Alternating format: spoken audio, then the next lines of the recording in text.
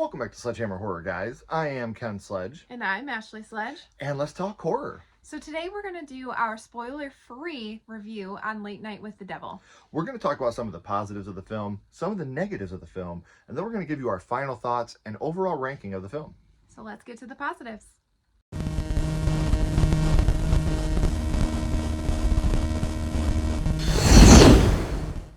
So some of the positives, the performances, most of them were absolutely awesome. David Dastmalchian, he's a phenomenal actor, and he did such a great job. He definitely drew you into it. It definitely felt like we were actually on a talk show. And he did such a great job with just his emotions, and just when he's speaking, like you can just see the emotions on his face. Great He's job. amazing. Yes. We've always been big fans of his. Whether it was, the Boogeyman, I felt like he was one of the best parts of that movie. Prisoners, he's just, everything we've seen him in, he's been absolutely phenomenal. So very good to see him absolutely kill this role. And like Ashley said, I felt like he really could be a late night host. Yeah. Like he's got that charisma to absolutely kill it. He absolutely does. I really like the visual aesthetic of the film and the importance of color.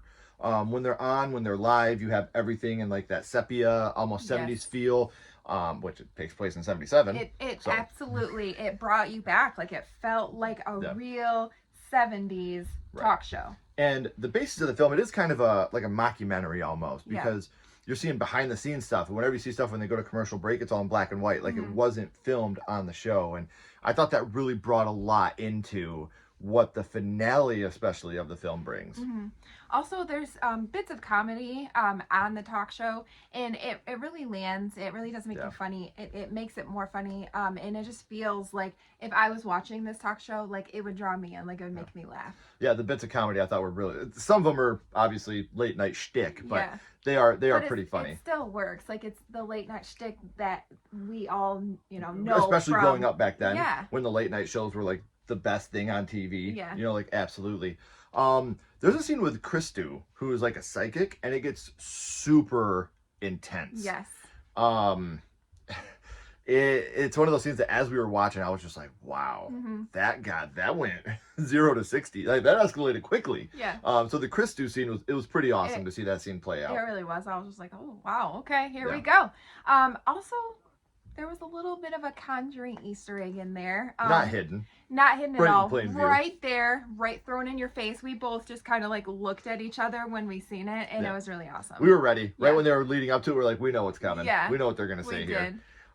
This does seem really genuine and historically accurate. This feels like, I mean, we don't want to BS anybody. This is not based on true events. This is not a true story by any stretch, but it really does give you that feeling like it was. Like it could have been. Right. And the way that they're talking about, the critics and their sponsors and all that, like it really feels like a genuine, this guy is trying to succeed in life and be the next big Carson.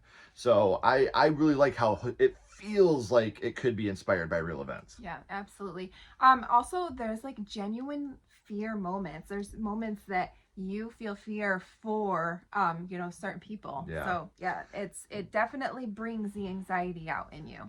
Very little jump scares. Yeah, and you don't always have to be scared from a jump scare or swelling of music. Like this is just like a genuine fear. Yeah, throughout the whole film. It's lingering throughout. And of course, practical effects. Yeah.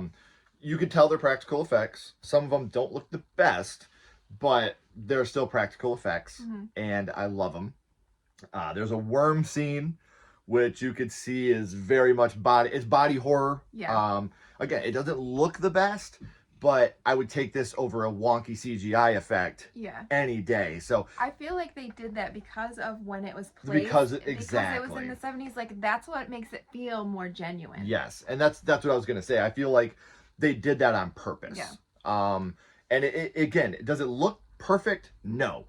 But I enjoy it, I respect it, and I love it. Like, it gives me that feeling of watching an 80s slasher film, a 70s. Like, that's the feeling I get when I'm watching the practical effects on display. So, those are some of our positives. And we could talk about positives all day. We really could. But we're trying to keep it as spoiler-free as possible because you guys need to go into this blind. We definitely want you to go in it blind and watch it for yourselves and, make your own positives and negatives of the film. Now let's reach a little bit. Yeah, we really had to reach for this one. And get to some of our negatives of the film.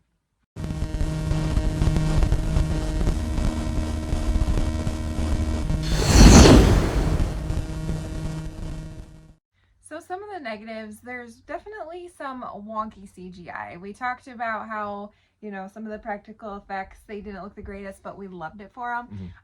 Then there's wonky CGI, and we don't love. Yeah, we don't love the wonky CGI. Yeah. And there's not much. Like I said, like we're reaching for these negatives. Yeah. Up until the last part, but we were really reaching for these negatives because we both really enjoyed this film. But there's some repetitive beats. Realistic.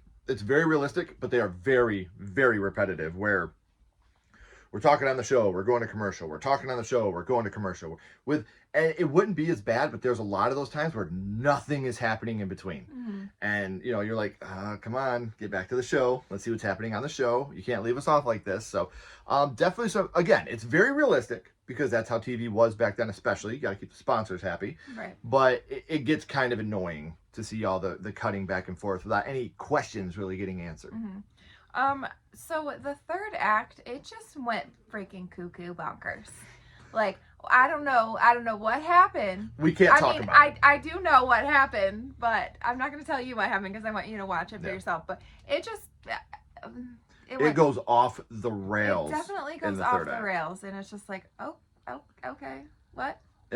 This could be a positive and a negative, I guess. But the reason we're having it as a negative is because there's just way too many unanswered questions. Yeah, I do have a lot of questions, and it's not like one of those ones where it's like, okay, you can kind of like... it's not open for interpretation. It's not. They give you these situations that are cut and dry. Yeah. And no backstory, no explanation, unless they're planning on continuing this with a prequel or a sequel, maybe. But either way, I don't like the third act. Yeah. It's not that I don't like the third act. Like Ash said, it was cuckoo bonkers. I believe that's a correct quote. It was cuckoo bonkers. Cuckoo bonkers. Yeah. They go all out in the do. third act. I'll give them that. And I know that it sounds like we're beating around it, guys, but I really feel like you need to go into this unspoiled. You do. We're watching it for the first time, and I'm just like, what the hell is going on in this third act? Yeah. But that all goes back to performances. I'm not even going to attempt to say his last name, but David he's so amazing, and the young girl in the movie was absolutely brilliant. Oh yeah, she did. She did great too. And she does subtle things like, when they're all talking, she's staring into the camera, and she's like has this creepy like smile on her face, and you feel, and it's like she's looking into your soul. Yes. Yeah. Which plays into the movie. Yes. Like it really does, because you're on a talk show, you're looking at the audience, you're trying to get the audience involved as well. So the way that this young girl is constantly staring at the camera, they even go to commercial break and she's like, what camera do I look into? And he's like, we're on commercial. Yeah. It doesn't matter.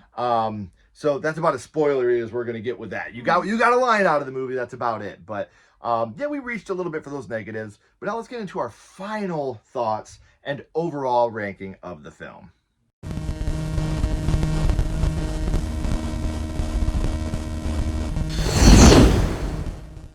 All right, guys, so now we're going to give you some of our final thoughts and our overall rankings on Late Night with the Devil. So hands down, so far this year, this has been our favorite movie. Like me and Ken said, we really had to reach for negatives. There wasn't a lot, in our opinion, and it was really good. I really enjoyed this movie. Yes, but please go into this as blind as possible. Even if we would have had the chance to do this as a spoiler review, I don't think we would have.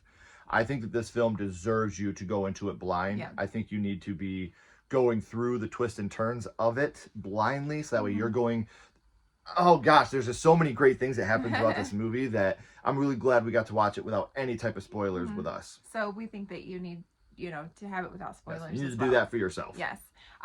So it is a little bit of a slow burn, but there is a huge payoff in the end. Like I said, the end, it goes cuckoo bonkers, and it really does. But the payoff, it really is worth it. Yes, it is. There's some unlikable characters in this movie that are played by great actors. Yeah. And that is really a testament to how great the acting throughout this whole movie is. One guy in particular, you're like, will you just shut the fuck up? For real. Dude, just shut up, man. But again, plot purposes, he's there for a reason. Great. He's great. Even though, like I said, his character's annoying, I wanted to, punch him in the head. I would not take his character out of this movie at all. His inclusion is great. We definitely needed him for it. Yes. Yes, absolutely. The ending, like we said, it wasn't, because there's so much left on, we didn't know They what could was do a going sequel or on. prequel to Yeah. this, and it could completely change the way we feel about the But ending. it did bring our score down a little bit, just because I felt like there were so many unopened questions, and I need answers, okay? And it's not one, like I already said, that I can just be like, oh, this is what happened, Right. use my imagination, because I don't know. We've never said hold our hand No. throughout a movie. It doesn't have to be, painted by numbers. This is how it ends. Yeah. This is the wrap up of everything, because life's not like that. Right. But when you have this amount of unanswered questions. Yeah, there's a lot of different ones. They're not even the same questions. Right. A lot of things that were thrown at you throughout the movie, and you're like, what happened with this, or what happened with that? So was this real? Yeah. Why did that happen? Why did this person get what they got? Yeah. A lot of unanswered questions, and it really did bring our score down. But if it brings your score down like mine, you still did a great job, because as you guys know, I'm overly critical. I'm giving this a 4 out of 5 skulls. If this had a complete ending, in my opinion, this may have been a 4.5 for me, which is crazy. I'm probably the most critical person in our relationship. Out of the two of us, I'm definitely the most critical. So I'm going to give it 4. I really had a great time with this movie. I'm excited to do a rewatch and try to pick up on things that I missed the first time around. So yeah, I'm going to give it 4 out of 5. I'm actually going to agree with you. I'm going to give it a 4 out of 5 as well. I thought you were going to give it higher. No, you think you know me. No, I'm definitely, a 4 out of 5. We had talked about the positives, the performances, and the color, and how it's grainy. It definitely looks like it took place in the 70s, and the way they were dressed, and it was really an enjoyable movie, and we really had to dig for some of the negatives. And like you said, if they would have kind of like wrapped it all up in the end, then it might have been a 5 out of 5 for me. You never know. But that's my score. It was a very, very well-made film. And like I said, there wasn't any certain moment of the film where I was like, what? Yeah. Why are you doing that? Every moment I was like, okay. Yeah, and it wasn't boring. You No. weren't falling asleep or wondering how much longer until it's over. Like, it definitely keeps you engaged the entire time. Right. And we do agree with something Jack said. We all know how important it is to keep our sponsors and affiliates happy, but in my humble opinion, there is only one person who really matters in this whole darn crazy business, and that is you, our viewer. And he's right. All that matters is you, Yes. the viewer. So we want to take a second to thank you guys as well. Yes. This is the first video we've recorded since we hit 5,000 subscribers, which we know isn't a huge deal to a lot of people. That's gigantic to Ashley and I. When we started this, I remember when we hit 100, we thought we had hit the moon. So now 5,000, on our way to 10,000. Yes. So thank you to every single one of you that watches the channel, that comments, that likes. We appreciate you so much. And on that, if you haven't already, please like and subscribe. It does help to build the channel more than you know. And follow Sledgehammer Horror on social media. Our links are down in the description as well. But until next time, keep talking horror. Stay who you are. And we'll see you guys soon. Bye, guys.